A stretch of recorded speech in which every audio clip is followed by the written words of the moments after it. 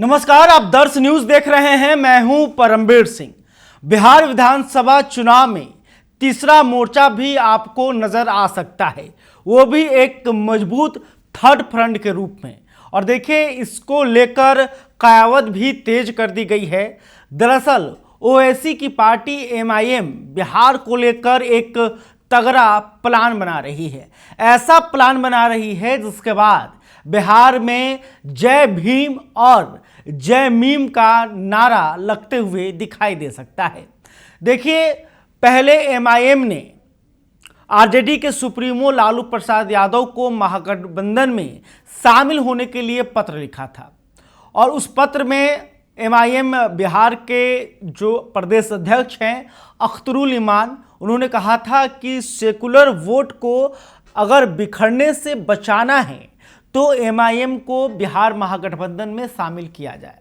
हालांकि यह पत्र के लिखे हुए कई दिन बीत चुके हैं, लेकिन आरजेडी सुप्रीमो लालू प्रसाद यादव ने इस पत्र का जवाब नहीं दिया, जिससे यह एमआईएम को साफ हो गया कि भाई उनकी जगह बिहार महागठबंधन में नहीं है, यानी कि ओवैसी की एंट्री जो है बिहार महागठबंधन में नहीं हो सकती है।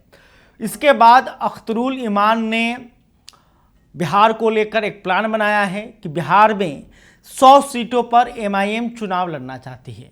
इसको लेकर एमआईएम के प्रमुख असदुद्दीन ओवैसी को जो है वो 100 सीटों का नाम भी बता दिया गया है और 100 सीटों पर एमआईएम जो है उम्मीदवार खोज रही है, तो कई जगहों पर मजबूत उम्मीदवार मिल भी गए हैं।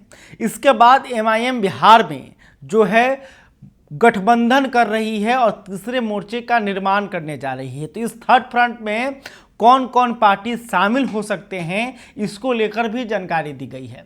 एमआईएम जो है बिहार में तीसरा मोर्चा बनाने के लिए बीएसपी से बातचीत कर रही है, जो कि मायावती की पार्टी है, बहुजन समाजवादी पार्टी, उससे बातचीत हो रही है। इसके अलावे चंद्रशेखर आज़ाद की पार्टी एएसपी से भी बात हो रही है और इसके अलावे आईपी गुप्ता, जिन्होंने कुछ ही महीनों पहले नया पार्टी बनाया है इंकलाब पार्टी, उससे भी एमआईएम की बातचीत हो रही है। यानी कि ये प्रमुख 3 ऐसी पार्टियां हैं जो एमआईएम के साथ आकर बिहार में थर्ड फ्रंट का निर्माण कर सकती हैं।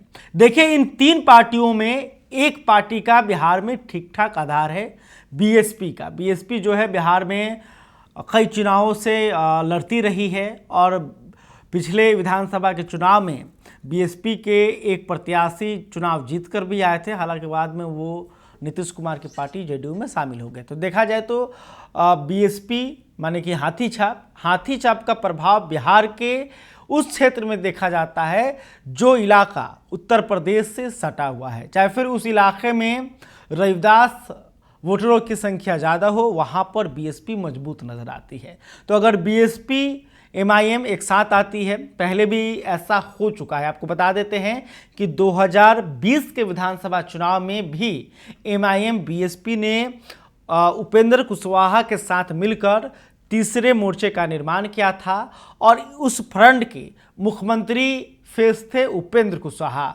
और देखिए, जब वो थर्ड फ्रंट 2020 में चुनाव लड़ रहा था तो करीब 5% वोट जो है वो इस फ्रंट के पाले में गया था।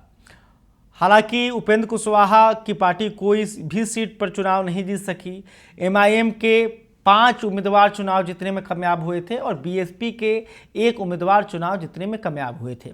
तो एमआईएम के 5 विधायकों में से 4 ने पाला बदल लिया है, वो आरजेडी के साथ हैं। तो वहीं बीएसपी, पहले भी मैंने बताया था कि बीएसपी से जीते हुए जो उम्मीदवार थे, जो विधायक थे जमा खां, वो नीतीश कुमार की पार्टी जेडीयू में शामिल है और वर्तमान में बिहार सरकार में मंत्री भी हैं। तो कहीं ना कहीं थर्ड फ्रंट जो है इस बार ऐसे उम्मीदवार को ढूंढ रहा है जो पार्टी और पार्टी की विचारधारा से बंधा हुआ हो और जय भीम जय मीम के रास्ते पर चले।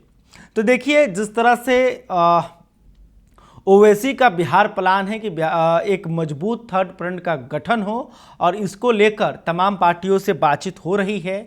और अब देखिए, हम आईपी गुप्ता की भी चर्चा कर लेते हैं। आईपी गुप्ता जो हैं वो पान समाज के एक उभरते हुए चेहरा हैं। और जिस तरह से उन्होंने कुछ महीने पहले पटना के गांधी मैदान से नई पार्टी का ऐलान किया था और उस रैली में आईपी गुप्ता ने जबरदस्त भीड़ इकट्ठा की थी, जिसके बाद आईपी गुप्ता की हर तरफ चर्चा हो रही थी। तो अब देखना होगा कि आईपी गुप्ता क्या ओवैसी के साथ गठबंधन बिहार में करते हैं। इसके अलावे चंद्रशेखर आज़ाद, जो कि दलित युवाओं का एक पसंदीदा चेहरा बन चुके हैं, दलित जो युवा हैं उनसे काफ़ी प्रभावित हैं। तो अगर चंद्रशेखर आज़ाद की जो पार्टी है एएसपी, वो भी इस गठबंधन में शामिल होती है तो यह एक मजबूत तीसरा फ्रंट बन सकता है, तीसरा जो मोर्चा है वो बन सकता है। ऐसे में यह जो गठबंधन है, थर्ड फ्रंट है, वो ज़्यादा नुकसान महागठबंधन को पहुंचा सकता है। आपको पता ही होगा कि आरजेडी का जो कोर वोट बैंक है वो है एमओवाई समीकरण, यानी कि मुसलमान और यादव। लेकिन अगर ओवैसी ज़्यादा एग्रेसिव होते हैं तो मुसलमान वोट जो है वो एमआईएम के साथ आ सकता है। ऐसा देखने को मिला भी है कि सीमांचल के क्षेत्र में, जहां पर मुस्लिम आबादी बहुत अधिक है, बहुसंख्यक हैं, वहां पर जो है ओवैसी की पार्टी ने पिछले बार चुनाव भी जीता था और उनका प्रभाव भी देखने को मिलता है। इसके अलावा बीएसपी और एएसपी अगर एक साथ आते हैं तो जो रविदास वोटर हैं वो जो है इस गठबंधन को वोट करते हुए नजर आ सकते हैं। तो ये कहीं ना कहीं महागठबंधन को तो डैमेज पहुंचाएगा ही, तो एनडीए के भी कुछ वोटरों को प्रभावित करेगा। जैसे कि खास करके जो दलित वोटर जो चिराग और मांझी के खेमे में नहीं है, वो कहीं ना कहीं इस थर्ड फ्रंट से प्रभावित हो सकते हैं। तो देखना होगा कि ये जो बातचीत हो रही है इन पार्टियों के बीच, क्या बिहार में तीसरा मोर्चा बनेगा और ये जो थर्ड फ्रंट है वो बिहार के चुनाव में कितना प्रभाव डालेगा। खैर, अभी तक आपने हमारे चैनल को सब्सक्राइब नहीं किया तो तुरंत कर लें। इस खबर को लेकर आप क्या सोचते हैं कमेंट करके बता सकते हैं। वीडियो फेसबुक पर देख रहे हैं तो हमारे पेज को भी लाइक कर लें। बहुत बहुत धन्यवाद।